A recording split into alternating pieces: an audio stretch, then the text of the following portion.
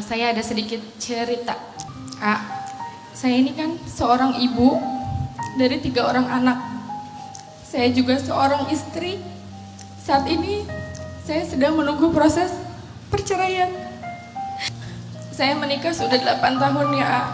Saya menemani suami saya dari titik terendah sampai kita mewujudkan mimpi-mimpi kita di dalam rumah tangga bersama anak-anak saya. Anak saya yang pertama berusia 7 tahun, yang kedua 5 tahun, dan yang ketiga baru berusia 2 bulan. Selama saya menikah 8 tahun, ujian datang silih berganti. Sampai di tahun 2023 kemarin, saya mendapatkan diri saya hamil 4 bulan, dan itu saya baru tahu ya. Lalu di tahun 2024 bulan Februari, saya masuk rumah sakit karena kandungan saya lemah. Di situ saya mendapatkan suami saya berselingkuh dengan teman kantornya. Saat itu saya berusaha kuat karena saya sangat ingin mempertahankan rumah tangga saya, mempertahankan kebahagiaan anak-anak saya. Saya tidak ingin anak-anak saya menjadi anak broken home seperti beliau. Saya sempat memohon dan berkali-kali saya memohon meminta suami saya untuk tetap tinggal bersama saya dan anak-anak. Tapi kenyataannya suami saya tetap mencintai wanita itu, Pak Ustadz. Lalu di bulan Mei saya melahirkan anak ketiga saya di tanggal 8 ya, Pak Ustadz. Ujian datang lagi, ekonomi kita berantakan, usaha saya tutup, dan saya jadi ibu rumah tangga seutuhnya.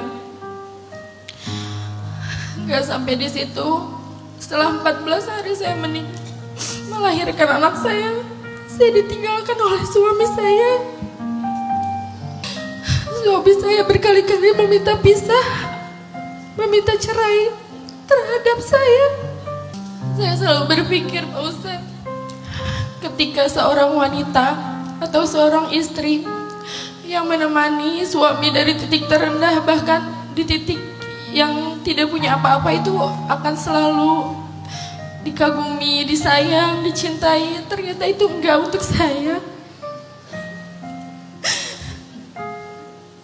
Suami saya pulang ke rumah orang tuanya ya, Pak Ustadz.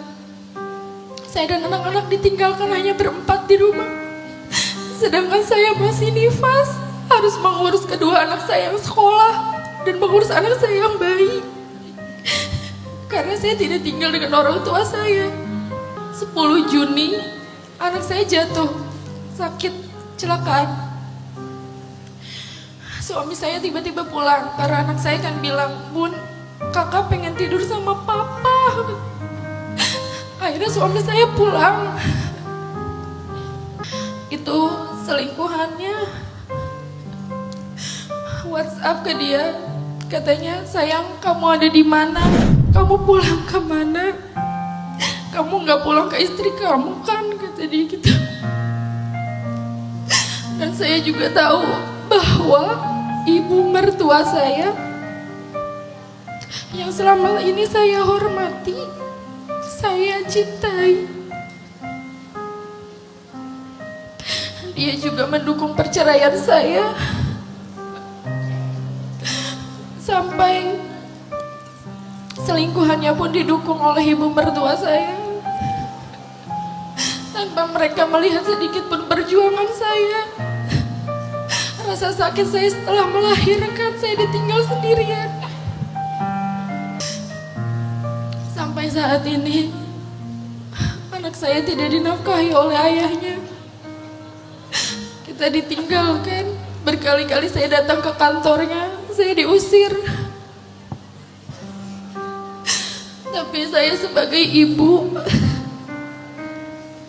berkali-kali menurunkan ego saya, Pak Ustadz, untuk anak-anak bisa bertemu dengan ayahnya. Setiap kali dia datang, saya membuka pintu rumah. Setiap kali anak saya bilang, "Bun, pengen ketemu papa, ayo kita ketemu di luar." Saya temuin anak-anak saya sama ayahnya.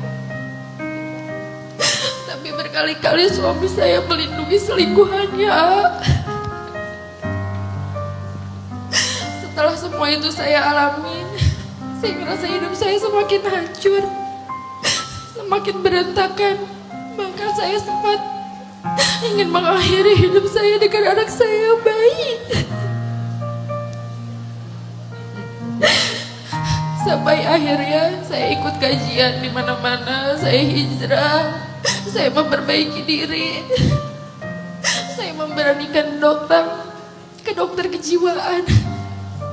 Saya selalu tiap hari nggak pernah bisa tidur, merasa cemas, merasa trauma, merasa sakit setiap hari. Pertanyaannya, apakah saya sebagai istri berdosa ketika saya melawan mertua saya yang ikut campur dalam rumah tangga saya? Bahkan dia meminta anaknya untuk menceraikan istrinya. Padahal saya selalu berusaha menjadi menantu yang baik. Saya selalu berusaha menjadi ibu yang baik untuk anak-anak saya. Lalu apakah suami saya berdosa, Pak Ustadz, menceraikan istrinya demi memilih keluarga dan orang tuanya? Dan ternyata dia menceraikan saya itu sudah direncanakan dari sejak tahun lalu. Karena berhubung saya hamil, dia menunggu saya melahirkan. Baik. Dan bagaimana Pak Ustadz cara agar tetap saya berhusnuzon kepada Allah Subhanahu wa Ta'ala setelah sekian banyak ujian yang ada di dalam hidup saya ini? Saya sudah belajar ikhlas, belajar memaafkan orang-orang yang menyakiti saya, tapi saya sulit untuk melupakan. Bahkan rasa sakit setiap saya mengingat foto, video suami saya bersama selingkuhan itu, saya susah untuk melupakan, Pak Ustadz. Baik. Iya, pertama Ahilman dan kita semua yang hadir jadi pendengar yang baik untuk semua yang dirasakan, betul? Sakit nggak jadi beliau? Teteh, balik lagi kalimat yang A sampaikan, tidak mungkin Allah meletakkan teteh pada keadaan saat ini kecuali Allah sedang menyiapkan banyak kebaikan. Yang kedua, kalau suami kelihatan masih ada iktikat baik untuk memperbaiki diri, masih siap memberi nafkah kepada teteh dan anak-anak, tidak KDRT, masih sholat, tidak mabuk, tidak narkoba, masih mau mempertahankan keluarga, kalau sudah enggak dengan semua itu, percepat perceraiannya.